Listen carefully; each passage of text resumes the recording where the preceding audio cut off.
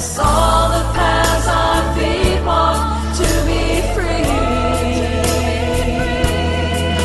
Bless all the paths our feet walk to be free. There was a man who went to the edge of town to meet God. They met in a place where the wind meets the stillness and the darkness meets the light. They met where the ocean met the sky and the desert meets the rain. It was where earth meets the heavens. It was on the edge of town this man met God. Between nowhere and now, they stood and talked. The man asked God to do him just one favor, just this one thing, to send him back in time, to send him back to a place called Seattle, and to find that one that they called Kurt Cobain. The man continued in his plea to God to let him find this man and to take away his gun, to take away the bullets, and to make him want to live, to tell him how he's loved, and to help him see his glory. And God said, no. If I sent you back, you'd only ask him to help you get a deal.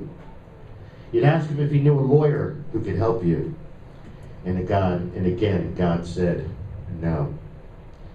Then the man asked God again to do him just this one favor, just this one thing. Send him back in time to a place called Berlin. Let him be the one to go back and find that one that they call Hitler. He will be stalked. The man vowed to bring a powerful gun and load it with bullets. He would bring him down. He would obliterate his memory. Before the man could continue on, God said, no. If I sent you back, you would get caught up in discussion. You would let your fears delay and distract you. You would make friends, take a lover. You wouldn't even remember why you were there in the first place. God said, no. The man continued in his plea for God to send him back in time. Just this one favor, God. Just this one thing. Send me back to that place in time. To that place they call Jerusalem. Send me back. Let me be the one to go find the man they call Jesus. The man pleaded to God to let him go back and save his life. To take him down from the cross as they tried to kill him. To remove the iron from his body and to heal his wounds. And God said, no. If I let you go and you really found him walking with the cross, you would stare. Your tongue would no longer work. Your eyes would no longer see, and you would become deaf to the sounds around you. God said, time belongs to me. It is my secret weapon, my final advantage. And then God turned away from the man and left him from the edge of town. Between nowhere and now, the man knew he had been beaten. And that now was all he had, because God said no. Breathe, everybody, taking a nice deep breath. That's based off a song by Dan Byrne. And Mike's going to be singing that song for us later today. First off, I got to admit something here. I never thought that I'd be talking about Kurt Cobain in a talk. But many things in this life lead to an example, and Julie had sent me this song about a month ago saying, hey, Mike would sing this if you wanted him to. And I listened to it, and I'm like, oh, we'll write a whole talk around this song because it impacted me that much. And it impacts us all that much because we all have a time in our life that God said no. But many of you are familiar with Kurt Cobain. He was the lead singer of Nirvana. He's a pioneer in the grunge music scene in Seattle. He's a troubled soul from the start. He had a troubled childhood like many of us. And he was a gifted artist, and he chose to send his message out for his music. He had a very down-to-earth philosophy. And one of the things that, if you knew Kurt Cobain's music, and if you were a fan, you know that one of the things about Kurt Cobain is he felt really misinterpreted, and he didn't want fame. So, being so famous, being that they did hit it big, if you're into Nirvana, into that music, he was developing a fame that he did not feel comfortable with. He was found dead in April of 1994. He was mere 27 years old, and the official report was suicide. Now, we can do a whole nother talk about that if we chose to, because there's a lot of speculation about his death and about all the things surrounding his death. But for the moment, we're going to go with their official report. And back to the story for a minute. We have a guy asking God if he can go back in time to save Kurt Cobain. I'll make him know he's loved and understood. I'll help him see his glory. Well, again, if you knew of Kurt Cobain and his music, he didn't want glory. He wanted success because he wanted his music to reach the people, and of course he wanted to support himself financially, but he was disdaining all the fame and glory. So it's kind of interesting that this writer chose those words in his song. There's another line that he wrote, is he wanted to be down to earth. He was misunderstood. And God kept saying no, because if I send you back, you're going to ask for your own deal. You're going to ask if he knows a lawyer. Now, this could be interpreted a couple ways.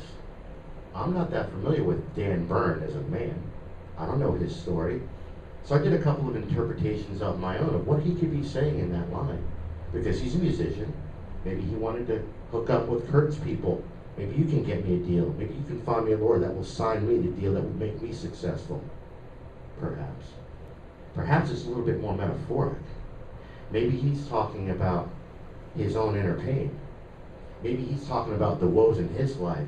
Maybe he's talking about the part of himself that wants to take himself out. And he needs a lawyer. He needs a deal. Someone to save his own life. And that's why he would go back. And God's saying, no, you'll get lost. You'll forget what your mission is.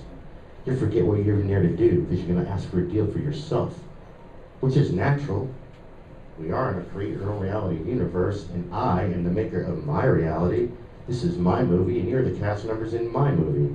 I am a cast member in your movie. You're directing. We all have a major director in the sky that sometimes gives us a game plan or a scene that we did not expect. Sometimes God says, no, not this time.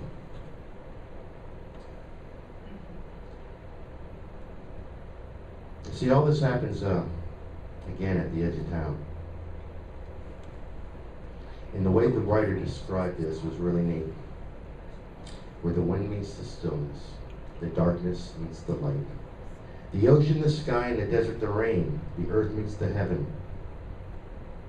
And I added, and it's in that place between nowhere and now. This is where all creation comes from anyway. This is that place where we talk to God, Spirit, God, Goddess, all that is, whatever you want to call that in your body. But this is that place. This is where the veil is the thinnest. This is that fine line where we're asking and we're praying and we're hoping that we get yes. But sometimes we don't always know the bigger plan. And we hear no, and we get brokenhearted along the way. It's where the dream is dreamt and observed. The guy knows that this is where he knows that he's beat, but he still continues again. And he asks God, do me this one favor. Just this one thing. Send me back to Berlin. Let me take care of this dude. Once and for all. I'll go. I'm brave enough. I'll do it. I got enough passion or heat to do it. I got enough anger. Send me back. I'll remember. And it's a reasonable thing, right? I want to kill Hitler. Doesn't that make us more holy if we kill an evil person? Right? Or is that what's been done throughout the time? Is how many of us have thought, oh, somebody just go back in time and take that guy out. The world would have been a better place. But God said no, again. Well, why not? He was evil. Wouldn't the world have been better off without Hitler? And God said, if you go back there, you might be mesmerized with him. You'll be distracted, mesmerized in discussion. Take a lover, create a life for yourself in that time. Hitler may even convince you that he was right. The guy was brilliant. He was a genius. His IQ was off the chart. He did get a boatload of people to follow his mission. What if he got so enamored with the man that he started working for Hitler? Maybe more people would have died. God said no. And what if he did succeed, though? What would happen then? If he took Hitler out, you could say, oh, what a wonderful place this would be. Would Israel be a state? If it hadn't been for World War II? Would Nagasaki and Hiroshima have ever happened? Would we have taken the role in the war we did? Would we have become the world power we are? What would life be in America if that never happened? If they took him out from day one? It's a hard one. This is a hard thing to think about. We do it in our own lives. But the man wasn't quite done yet. He said, all right, God, I got it. But do me this one favor, just this one thing. Send me back to Jerusalem. That's got to make a difference. Let me go and stop them before they killed him, before they nailed the iron in his body and made him suffer. Let me be the one. I'll go do it. I'll stop it before it even happens. God said no. You'd be so taken in by him, you'd lose all your senses. The man's like, but let me go. Let me see before he gets betrayed if I can stop it. God said, no. There'd be nothing to say, for what could you say to him that he didn't know was already on your tongue? There'd be nothing to see, for what sight could be more beholding than to see Christ as he carried the cross, about ready to make the sacrifice he made, toiling with the burden, willing to be the beacon of salvation for the world that he'd become, whether his story was bastardized or not. He did become a beacon of salvation. What sounds could be heard that would last longer in your memory than the sounds of them whipping his flesh, tearing away at the very skin his mother caressed as a child? And God said, no. What if the man did succeed? What if he went and killed Judas before Judas could betray him? Would Judas go down in history as the martyr and the man be the Judas? Sometimes we betray one person to save another, and we lose sight of that in ourselves. Would Jesus' message have been carried through the ages if he didn't fulfill his destiny as the story was told to us? Would we celebrate this month the way we're celebrating it? The meditation that Becky was doing this morning, putting that bubble of light around us to remember what the true season is about. That the reveling in the season, the reveling in Christmas wasn't about what we're putting under the tree, what was there for us. It wasn't about the food. It was about the us and the message and the love and the Christ-like energy that we are and that we embody. There'd be no New Testament. There'd be no Old Testament. There'd be the Kabbalah. There'd be what it was. And maybe not even that, because in there they prophesied of this coming. They just didn't quite believe it was him. But isn't that the story of our lives as well? Oh God, if you just give me this one thing, just this one favor. If I can just go back in time, I could fix that relationship. I can say the right thing. I know now what to say. I'll go back. Let me fix it. I can heal that person. I can tell him, no, man, you're just about to head into pain. Maybe I could go back in time and stop my nephew right before he got in the car that created the accident that ended his life. No, God said. Again, how many times do we get told no in our own lives that we want to go back and fix something? Maybe I could go back in time, God, just this one thing. Let me go back to when my nephew Michael was 12 and his tumor first started growing. Let me go back and tell the doctors, no, look into his headache now. And God said again, no, it's not yours to play with. It's mine. It's my time. My creation. And it's hard for us to hear no sometimes. We've all dealt with this. My no doesn't hurt any more than yours. But we get told sometimes from the moment we enter this lifetime, and sometimes even when we're about to leave. The first talk I ever did here was titled Beyond the Amethyst Mountain, and I finally shared my near-death experiences with people. It took 20 years for me to drop the fear of being judged telling my story, and now I don't give a crap. If you don't believe me, fine, that's cool. I know the experience I had, and I know the journey that's happened for me since then. But as I was experiencing this, I was done. Here we are at the light. We're about to go. People were crossing over. It was a blissful, blissful, blissful time. I knew where I was. I knew that I was coming to be next. Such bliss, such joy. I feel it. I can see it. And I'm closer and I'm closer and I'm getting closer. And then bam, the loudest sound I've ever heard in my life, the longest echo that permeated my body and shook my soul. No! Mark. Not you. Not now. And it broke my heart. God said no. What do you mean? I was devastated. Even God didn't want me in this moment. God said, no. Where do I go now?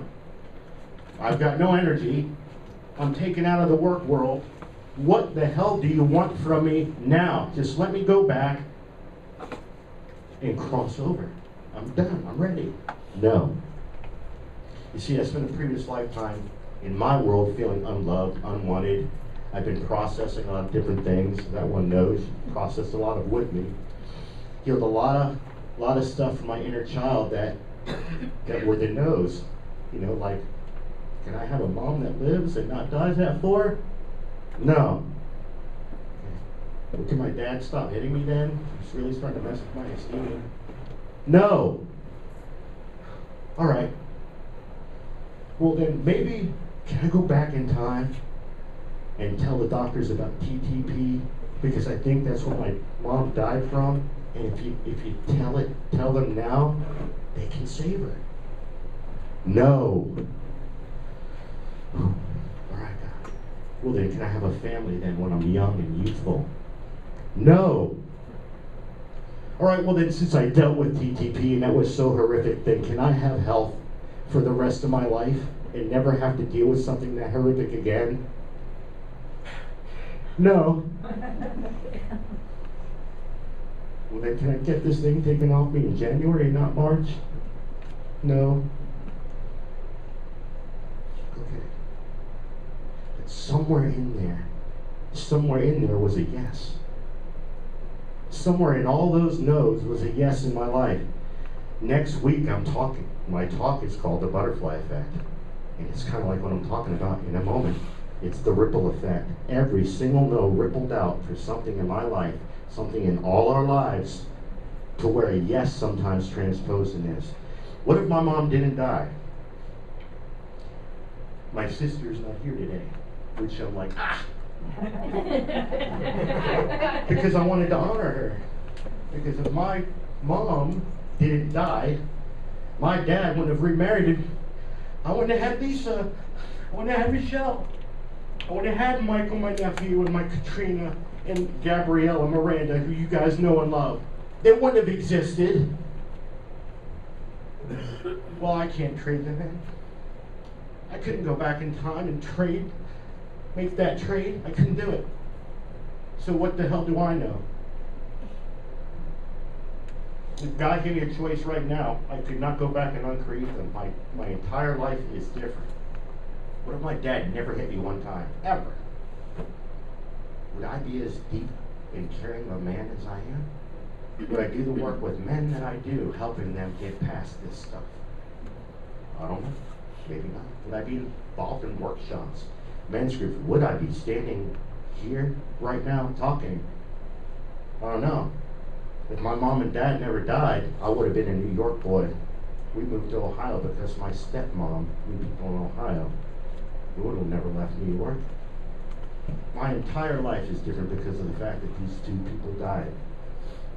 And I know, through virtue of what they've shared with me since their death, their own explanation of it was I would have never gone on to be who I was supposed to be had they lived.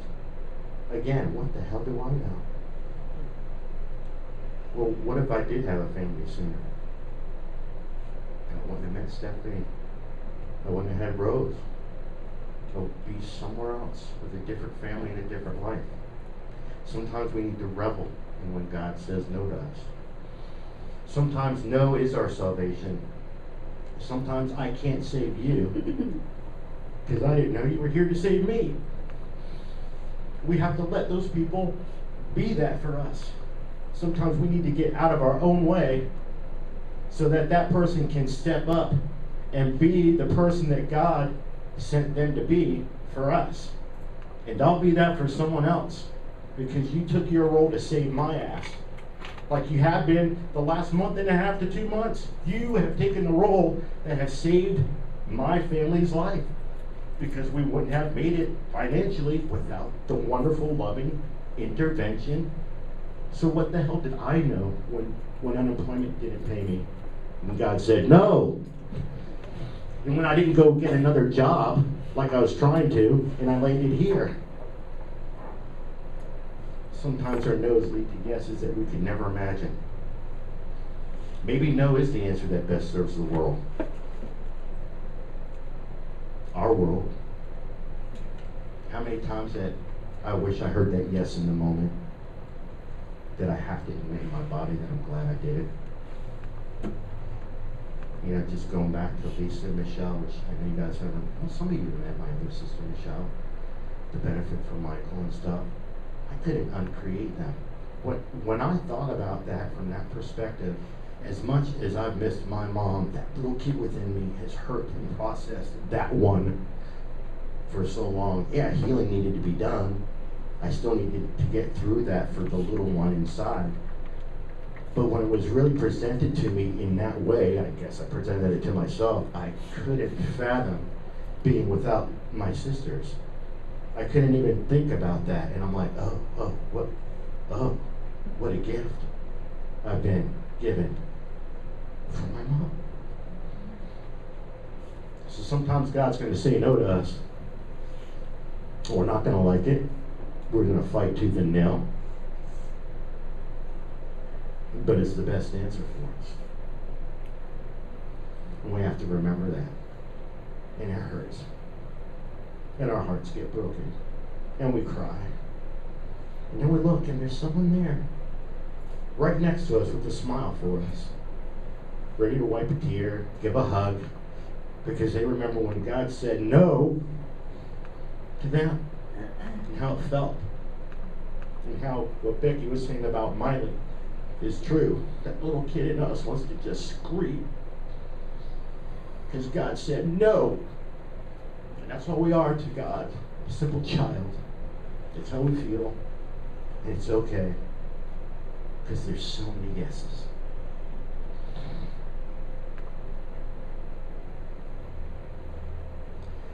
Our world, do you know that one that you create?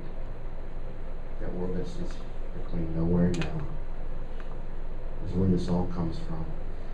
It's a world that just sits on the edge of town. It's where the wind meets the stillness, and the darkness meets the night. It's where the rain meets the desert, and the heaven within you meets you walking on the earth. The world where your soul guides you on, sometimes fighting and wanting to hear holiness, but then wisdom whispers, hey Mark, did they really want to come home anyway?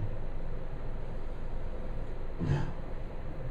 Thank you. I'm not done.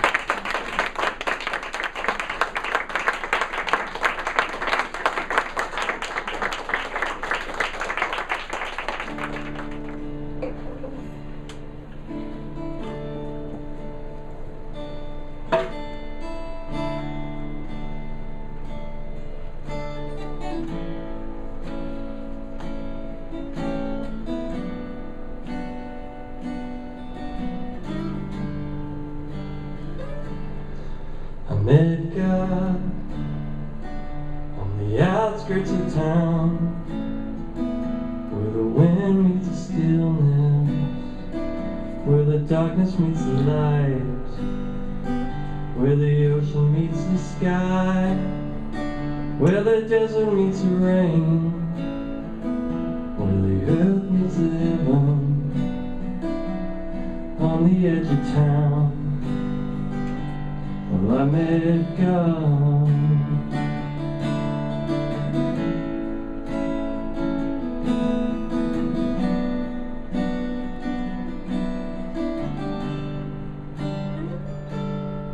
I asked God, well, do one thing for me. Send me back in time. Send me to Seattle. Let me go find Kurt Cobain. Take away his gun. Take away his bullets. Talk to him. Make him want to live. Tell him how we love him and help him see his glory. But God said no. If I send you back, if you really found him, you would just ask him if he could help you get a deal, or if he knows a lawyer, if he could help you. But God said no.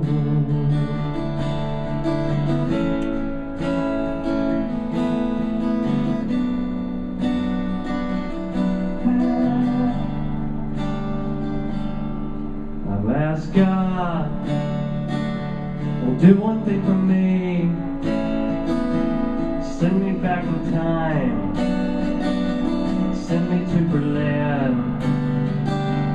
Let me find the one they call Hitler. I will stalk him. I will bring him down. I will take a long, powerful gun, loaded with bullets, obliterate his memory. But God said no. If I send you back, you would get caught up in theories and discussions. You would let your fear delay and distract you. You would make friends. You would take a lover. So God said no.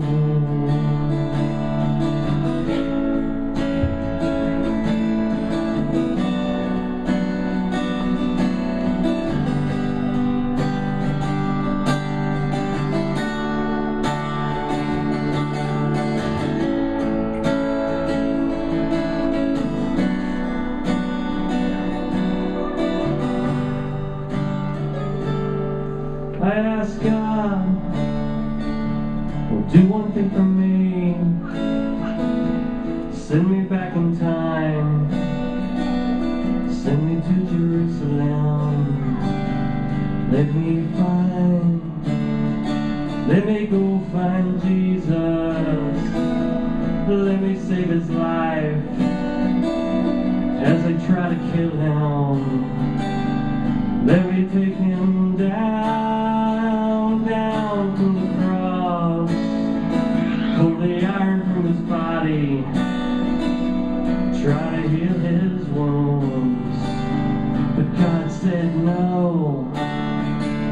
Well, if I let you go, if you really found him walking with the cross, you would just stare, your tongue no longer working, your eyes no longer seeing, ears no longer hearing.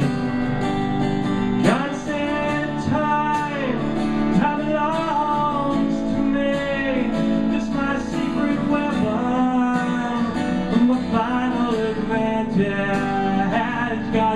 private way on the edge of town. I knew that I was beaten, and that was all I had. God said